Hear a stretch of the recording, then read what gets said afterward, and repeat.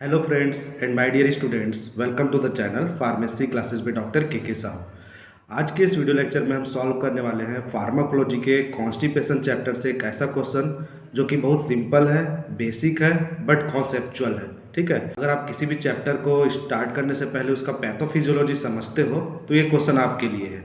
ठीक है, so let's see the question.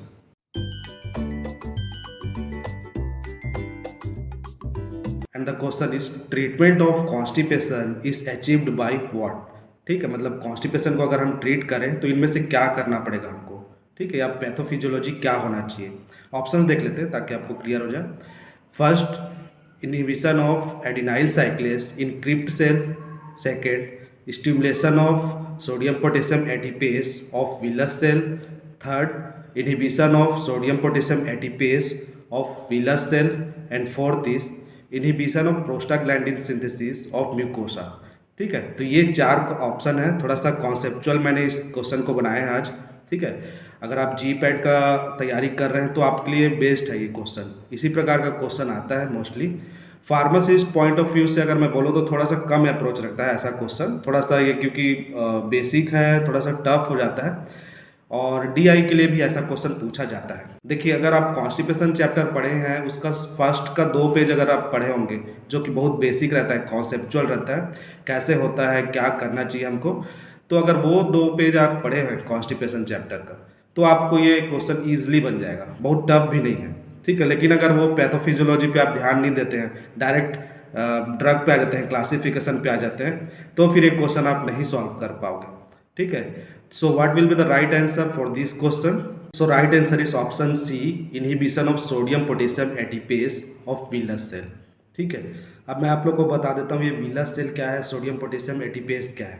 ठीक है, देखिए उससे पहले मैं कॉन्स्टिपेशन को थोड़ा ब्रीफ कर दूँ।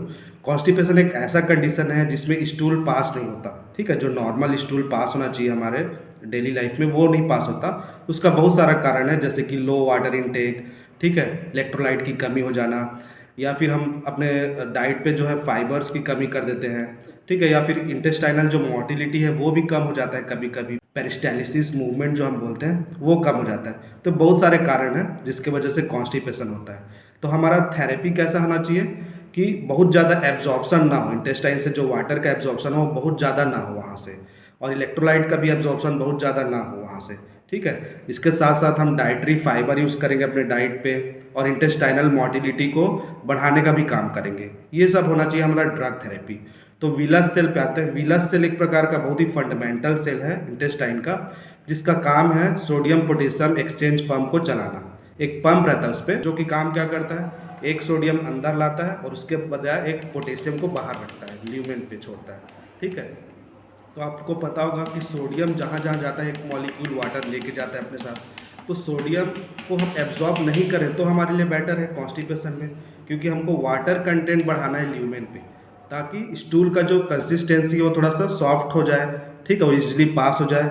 वाटर को हमको एक्यूमुलेट कराना है। हमारा टारगेट क्या रहता है कॉन्स्टिपेशन पे, वाटर और इलेक्ट्रोलाइट को एक्यूमुलेट कराना रहता है। ठीक है, जो ल्यूमेन है, इंटेस्टाइनल ल्यूमेन, वहाँ पर, ताकि वहाँ से इजिली स्टूल पास हो जाए। ठीक है, तो ये अगर पंप को हम रोक दें, सोडियम पोटेशियम एक्सचेंज पंप को, जो कि विलस सेल पे चल रहा है, तो सोडियम बाहर का बाहर रह जाएगा, मतलब ल्यूमेन पे रह जाएगा। ठीक है, और पोटेशियम अंदर का अंदर रह जाएगा। सोडियम बाहर रहेगा तो अच्छी बात है हमारे लिए, सोडियम एक्सक्रीट होगा, अपने साथ साथ वाटर को भी वहाँ पर एक्यूमुलेट करेगा।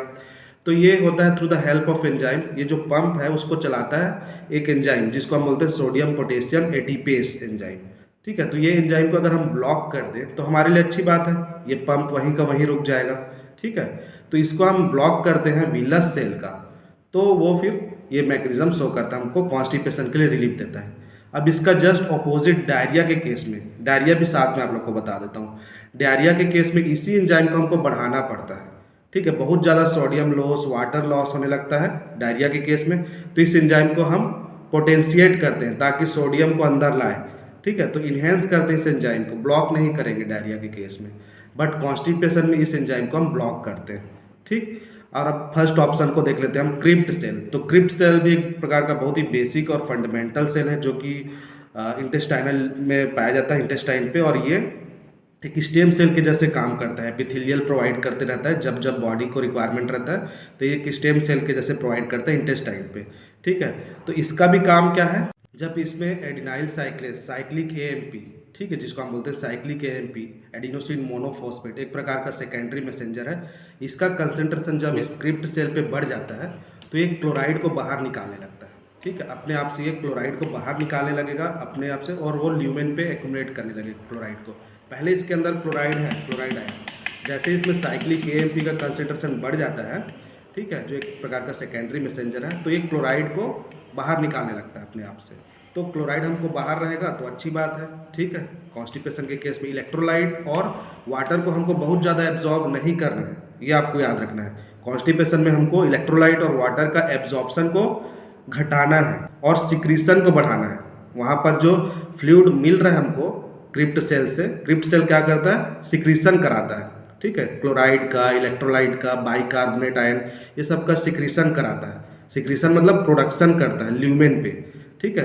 अपने आप में जो बाइकार्बोनेट क्लोराइड आयन है जो है उसके पास, उसको ल्यूमेन पे वो छोड़ता है। क्लियर है, ये आप लोग को क्लियर हो जाना चाहिए। तो इलेक्ट्रोलाइट का जो सिक्रीशन है उसको हमको कराना रहता है, एब्जॉर्प्शन को घटाना रहता है कॉन्स्टिपेशन के केस में।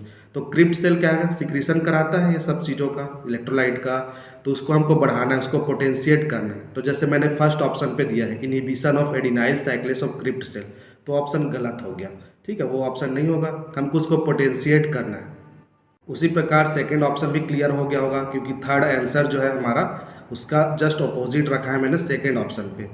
अब फोर्थ ऑप्शन देख लेते हैं, प्रोस्टाग्लैंडिन सिंथेसिस। तो प्रोस्टाग्लैंडिन का सिंथेसिस को हमको बढ़ाना रहता है कॉन्स्टिपेशन में। जो ल्यूमेन रहता है वहाँ पर अगर प्रोस्टाग्लैंडिन का सिंथेसिस बढ़ता है तो क्लोरीन आयन का सिक्रीशन कराता है वो, ठीक है। जैसे ही प्रोस्टाग्लैंडिन का सिक्रीशन बढ़ेगा तो क्लोरीन आयन का सिक्रीशन कराता है, जैसे क्रिप्ट सेल कर रहा था, ठीक है। तो प्रोस्टाग्लैंडिन एनालॉग देंगे हम, इसको इनहिबिट नहीं करेंगे, इसको इन्हेंस करेंगे म्यूकोसा पे, ठीक है। प्रोस्टाग्लैंडिन सिंथेसिस को इंक्रीज करेंगे, इन्हेंस करेंगे म्यूकोसा पे, ताकि क्लोराइड आयन का जो चैनल है वो खुल जाए, ठीक। उसके वजह से भी वो क्रिप्ट सेल जैसा काम करेगा वो, ठीक। तो जैसे कि इसका एनालॉग लुबिप्रोस्टोन एक ड्रग है, वो हम देते हैं, ठीक। तो प्रोस्टाग्लैंडिन एनालॉग देना आपको याद रखना है ना, कॉन्स्टिपेशन के केस में प्रोस्टाग्लैंडिन एनालॉग देना है हमको, ठीक है। तो इन सब चीज़ों से हम कॉन्स्टिपेशन को ट्रीट कर सकते हैं। अब इस पे जो ड्रग है वो अलग अलग प्रकार के हो सकते हैं, जैसे कि बल्क फॉर्मिंग एजेंट, जैसे कि कुछ ब्रांड आ गया है ना, राइस ब्रांड का हम बोल सकते हैं, इसबगोल, ये सब क्या है, bulk forming agent. Stool softeners जैसे कि डॉक्यूसेट्स, ये सब आते हैं उसमें, ठीक है। ऑस्मोटिक परगेटिव के कैटेगरी में जैसे कि सोडियम सल्फेट, मैग्नीशियम सल्फेट, जितने भी आयन वाले चीज़ें हैं, आयनिक कंसेंट्रेशन को बढ़ाना रहता है हमको, तो वो हो जाता है ऑस्मोटिक प्रेशर को भी वो बढ़ाता है, ठीक है। तो ऑस्मोटिक परगेटिव के कैटेगरी में आ जाते हैं वो। तो ये सब ड्रग हैं, और भी अदर ड्रग हैं जैसे कि डाइफिनाइल मीथेन्स, जिसमें बिसाकोडिल आता है, बहुत इंपॉर्टेंट ड्रग है, ठीक है। इसका क्लिनिकल एप्लीकेशन बहुत ज़्यादा है, बिसाकोडिल का टैबलेट आता है, बहुत ही फेमस है, ठीक है। उसी प्रकार एंथ्राक्विनोन ग्लाइकोसाइड्स भी है कुछ, जैसे कि सेना वगैरह जो देते हैं हम। तो इस सब चीज़ों से हम ट्रीट कर सकते हैं कॉन्स्टिपेशन को। इंपॉर्टेंट चैप्टर है एग्जाम पॉइंट ऑफ व्यू से, आप लोग एक बार देख लीजिए अगर एग्जाम देने जा रहे हो तो, इससे क्वेश्चन आते हैं। So this is all about today's video. I hope आप लोग को ये पसंद आया हो। मिलते हैं अपने नेक्स्ट वीडियो पे। Till then thanks for the watching. Thank you.